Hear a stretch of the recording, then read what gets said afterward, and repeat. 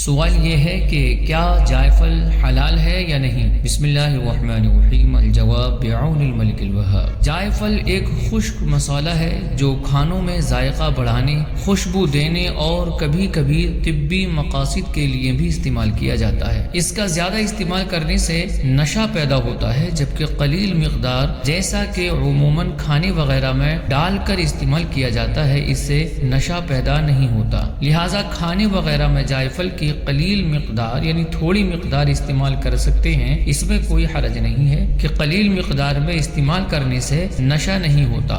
ہاں، اتنی کثیر مقدار میں استعمال کرنا کہ جس سے نشہ پیدا ہو جائز نہیں۔ حدیث شریف میں ہے کہ رسول اللہ صلی اللہ علیہ وسلم نے ارشاد فرمایا، کل مسکر حرام، یعنی ہر نشہ دینے والی چیز حرام ہے۔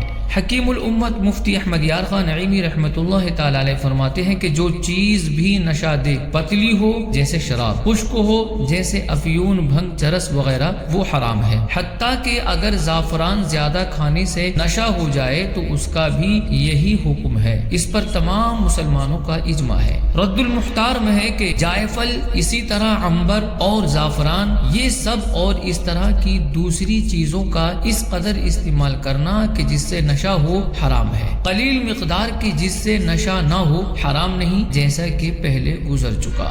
حاشیہ طحطاوی میں ہے کہ منقول ہے کہ جائفل حرام ہے، لیکن اس کی حرمت گانجا کی حرمت سے کم ہے۔ ابن حجر مکی علیہ الرحمہ نے جائفل کے حرام ہونے پر ائمہ اربعہ کے اجماع کی صراحت کی ہے۔ شاید اجماع کی حکایت نشہ کی حالت پر محمول ہے، تاہم جائفل کا تھوڑا استعمال اور خمر یعنی شراب وغیرہ کے علاوہ ہر وہ چیز جو نشہ پیدا کرنے والی ہے، امام اعظم ابو حنیفہ اور امام ابو یوسف رحمۃ اللہ علیہما کے نزدیک جب تک وہ نشہ نہ دیں کا استعمال حرام نہیں ہے۔ واللہ اعلم تبارک و تعالی ورسولہ اعلم صلی اللہ علیہ وسلم۔